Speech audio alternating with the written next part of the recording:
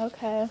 Let's go. We're back. Last time we did an interview might have been 2023, last year. I think it was last year. Yeah, like right around the corner in the middle of the street. In the street for real, yeah. And now we're up here. How fun. What have you been up to since the last time we talked? Yeah, I'm making an album and kind of preparing for the tour, getting our ideas and thoughts together for real. Yeah. Picking songs and stuff.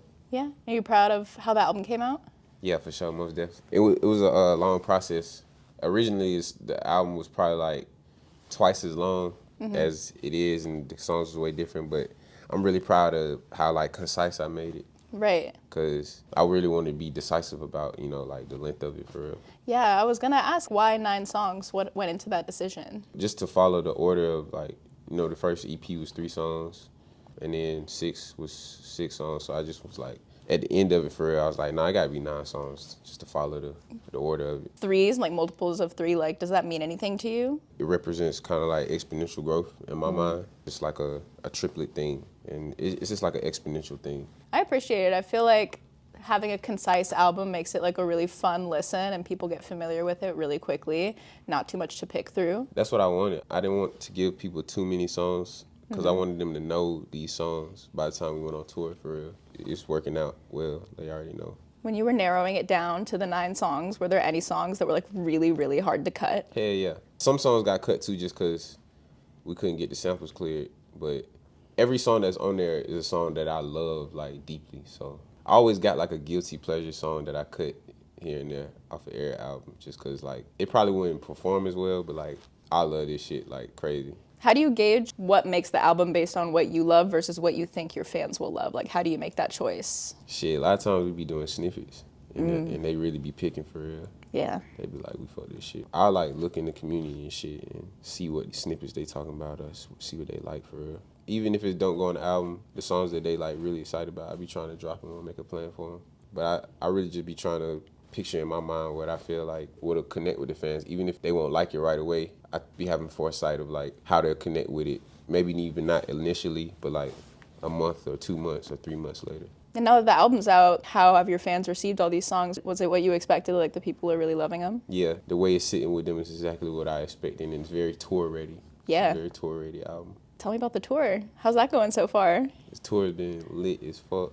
They've been turned, like, they've been showing up. They've been goddamn, I don't know. Me and my fans like family, so we got a vibe. People have been showing up with like tattoos of like lyrics and the album's cover and shit already. Like, this has been like a party every night. You're making a real impact with your community. Like, people really ride for you. People love you. I was just on your Twitter and I saw you retweet something and someone was like, Kenny Mason might be the greatest rapper of all time. And I feel like I hear that conversation around you a lot. Yeah, it's just hard. Yeah.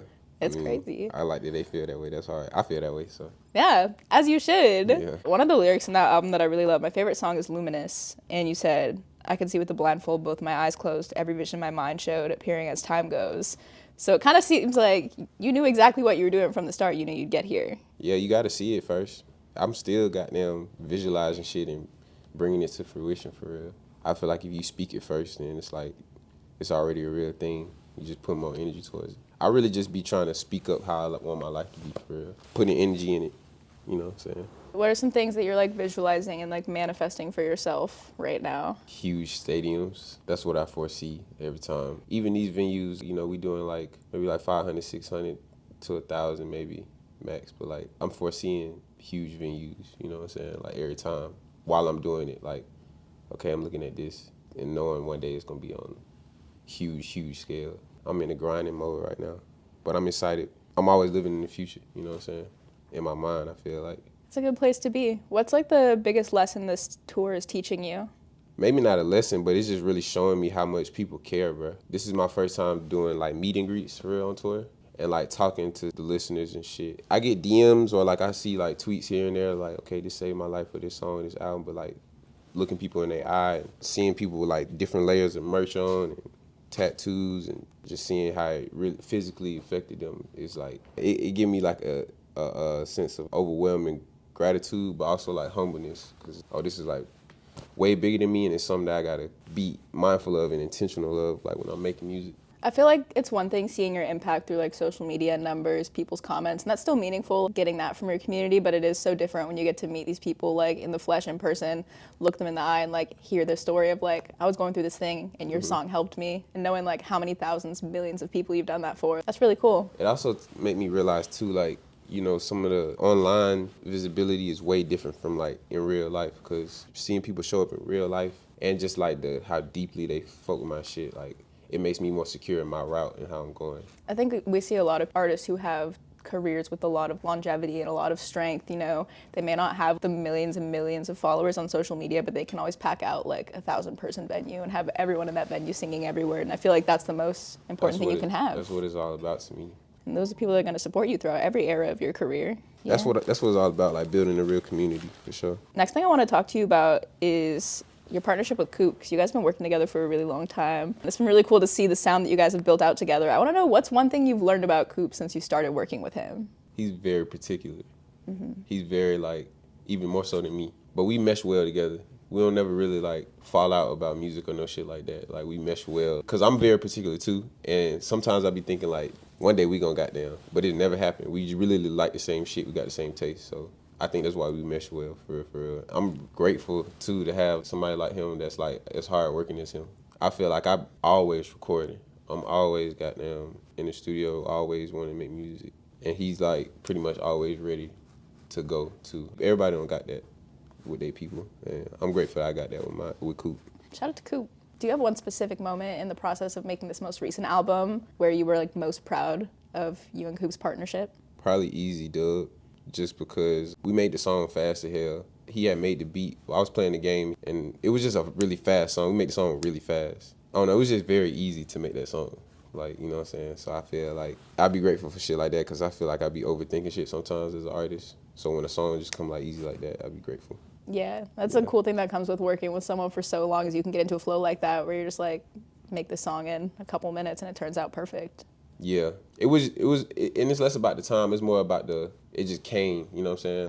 It's like a magic to it, like, oh, this shit just came. Next thing I want to talk about is, I feel like you have a really great lineup of features on the album. You got V's Baby Drill and Toro y Moi, which I was really excited to see. I'm curious how that collaboration came about with Toro y Moi. Well, first of all, I got an old album called Supercut, Angela Hood at Supercut. You know his song Mona Lisa?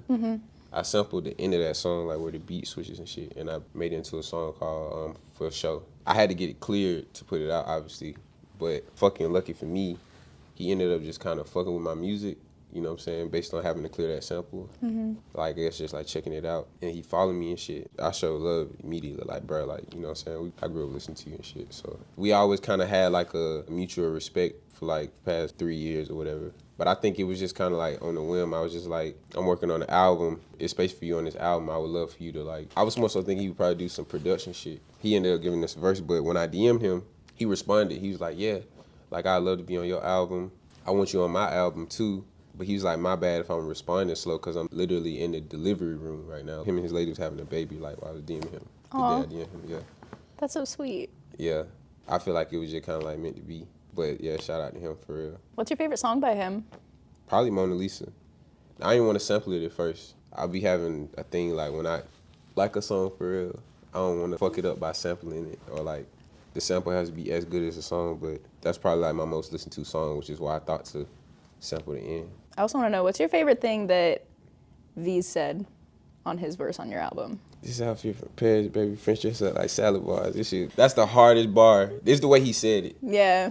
His verse is crazy. It is. But it's the way he said it, like. Shakespeare could never. V's is truly untouchable. Next thing I want to talk to you about is the See You Next Year album with Pigeons and PLanes. Yeah. You got to go to Shangri-La out in Malibu with a bunch of incredible artists and work on this album together, and it's about to drop at the end of this week. You was out there too? I was out there. It was really fun. Yeah. That was your first time being there? That was my second time there. So I used to live in LA, and I used to drive back and forth between my mom and dad's house, and I would always drive up PCH to go to my dad's house. And I knew where Shangri-La was, and I used to like drive in front of the driveway and like peek in and be like, one day I'm gonna go in there. That's hard, yeah. So being able to like, you know, step foot in a place like that, it feels like music holy land with just the history that's been there. Yeah, it's definitely crazy shit there. Like every time I'm on the Bob Dylan bus, I'll be like, this shit crazy. Just an item to have in your yard. Yeah, insane. Yeah. What was it like making music there? It was pretty cool. I ain't gonna lie. Shangri-La got kind of like A24 movie vibes though. So Yeah. sometimes I was getting spooked out. You know when it turned nighttime and then that red light come on. Yeah. Like, what the fuck? But it was definitely cool. That was like the studio is one of the best studios I've ever been in. Sound quality and shit. So I was in that bit like it's a playground for me. I was hopping around different studios, going to the bus, to the fucking main shit, to the chapel, like just making a lap, getting on everybody's shit. Yeah. What were some of your favorite sessions that you were in during that experience? We had a session. I think it was just me, Deb, Never, and Louis from Paris, Texas. Made some real heavy shit. I feel like me and Paris, Texas was in that bitch, just like having fun. Those was my favorite moments, just freestyling. The Good Dad freestyle. Was you there for the Good Dad freestyle? I don't think I was there for that. You wasn't there. We was rapping 10 minutes about good fathers. Nice. Yeah. What overall does it mean to you to be a part of this like Pigeons and PLanes compilation album? Because it feels like a pretty cool moment that, you know, they're putting that together. So what does it mean for you? I think it's fire. Like a lot of the artists I'm already cool with, so I think it's a good community. And I fuck with Pigeons Planes. They've been like supporting me for a minute now. I think it's just like a natural thing. So I love them songs on there. I'm excited for them to come out. See you next year. Shout out to Pigeons and PLanes and Big.Ass.Kids. They did a great job putting that together. Next thing I want to talk about is just like what you've been listening to lately and your music taste. It's coming into springtime now, starting to warm up. What are some songs that are on like your spring playlist? Some songs that remind you of the turning of the seasons into spring? I don't know. I like the Cash song. The Yeah. Fisher. For sure. Yeah, that shit hard. That's probably like the spring anthem for me right now. Absolutely. Yeah, that motherfucker going up. That shit hard. It's crazy. Every morning I wake up and I'm always woken up every day and someone's playing it outside. It feel like a sunny day. That beat feel like it's like you finna have a good day. Yeah, song of the spring, song of the summer. And just in general, what have you been listening to lately? My unreleased stuff. I'm not gonna lie. We got a whole bunch of more unreleased shit that's gonna come out, so I really do be just listening to that most of the time, I ain't gonna lie. The Notes app. The Notes app. Or the Untitled app, no. Yeah. I'm on Untitled. Word. You got Untitled? Shout out Untitled. Absolutely. Yeah. Love Untitled. Anything that you're working on that we're allowed to know about yet? No. You're not allowed to know yet, but I'm definitely working for sure. There's something that's being worked on. For sure. We don't know what it is. For sure. But there's definitely something. I want to know who in your life puts you onto the best music? It's like 3 people, but I don't want to rank them. Yeah, you don't need to rank them. I would say Neil, my homeboy Neil. My homeboy Noah put me onto a lot of shit. My homegirl Jeannie, she put me onto a lot of shit. Honestly, David the Tragic, he put me onto a lot of shit too. I don't really search for music. I love music, but like, I'm not good at searching for new music.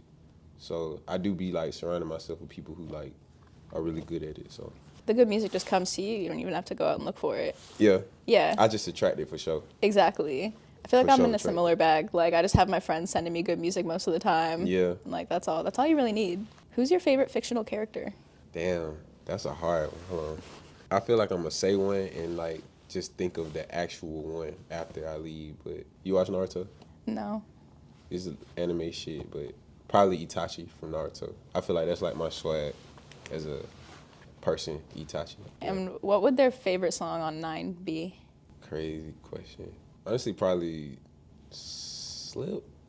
Might be Slip. Might be Chosen on lowest keys. I've had multiple friends try to get me to watch Naruto, and I haven't been able to quite crack it yet, but I fully intend to watch it You fuck at with some anime point at all? soon.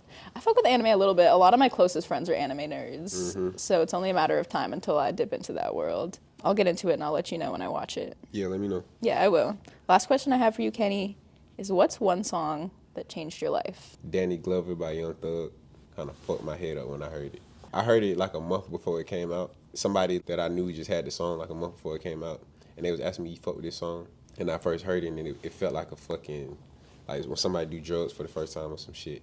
And I just was like, bro, this shit is finna fuck up everything in Atlanta. And it did exactly what I knew it was gonna do, like a month ahead. So, free Thug, man.